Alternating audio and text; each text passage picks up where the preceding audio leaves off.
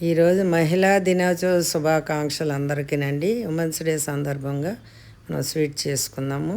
ప్రతి పురుషుడి విజయం వెనుక ఒక స్త్రీ ఉంటున్నట్టే ప్రతి మహిళా విజయం వెనుక పట్టుదల మాత్రమే ఉంటుందండి. ఈరోజు మనం మహిళా దినోత్సవం సందర్భంగా క్యారెట్, సేమియా, పెసరపప్పు స్వీట్ చేసుకుందామండి.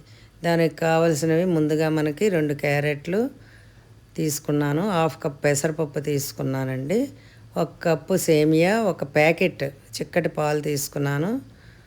తర్వాత ఎలాచీ పౌడర్, యాలకుల పొడి కొద్దిగా, పంచదార కొద్దిగా, బెల్లం కొద్దిగా తీసుకున్నానండి.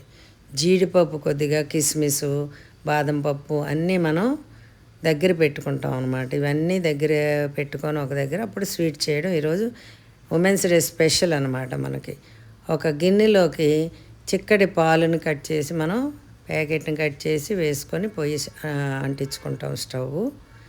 అట్లాగే మనము అందులోకి కొద్దిగా వాటర్ కూడా వేస్తామండి, ఎందుకంటే చిక్కగా ఉంటాయి కాబట్టి. ఈ లోపల పొయ్యి మీద మనం ఆ పెసరపప్పులో కొద్దిగా వాటర్ వేసి అక్కడ కూడా వెలిగించుకుంటాం. రెండును సైమల్టేనియస్గా ఇది మరుగుతుంటుంది, అది ఉడుకుతుంటుంది.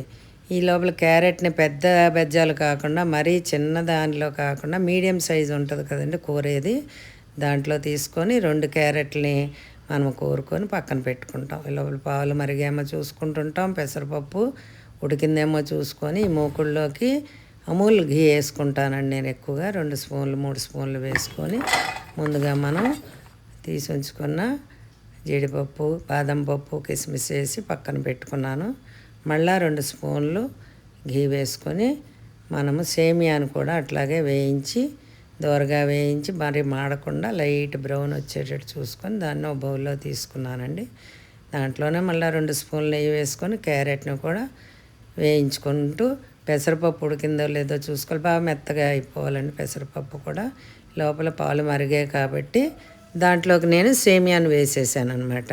ఆ సేమియా ఉడికినాక మనం వేగిన క్యారెట్ని కూడా వేసి కలుపుతాం అన్నమాట. అది కలుపుతూ పెసరపప్పుని గరిటతో మనం మెత్తగా చేసుకొని దాన్ని కూడా ఆ క్యారెట్ పాల్లో కూడా కలిపి పెట్టేసుకుంటాం.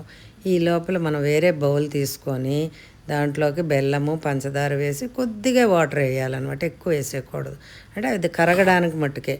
అది కరిగి చిక్కగా అయ్యాక మనము పక్కన దాన్ని చూసుకొని చూడండి ఎట్లా కరిగిందో అట్లా పాకం రాక్కర్లేదండి. ఈ లోపల మనం పక్కన పాలు కూడా రెడీగా మరగబెట్టి ఉంచుకోవాలి. ఎందుకంటారంటే ఈ సేమియాలో ఒకవేళ పాలు ఏమైనా దగ్గర పడిపోతే వేసుకోవడానికి. ఇది బెల్లము అంతా కరిగింది కదండి, పంచదారని దాంట్లోకి వేసేసాను. శుభ్రంగా అది ఒకసారి మనం పెసరపప్పుని శుభ్రంగా తిప్పి పాలు అన్నీ కలిపి చిక్కగా అయిపోయింది కాబట్టి నేను కొద్దిగా మరిగిన పాలను కలుపుకున్నాను. అది అయ్యాక జీడిపప్పు, బాదం పప్పు, కిస్మిస్ వేసి యాలకుల పొడి వేసి మనము కలుపుకొని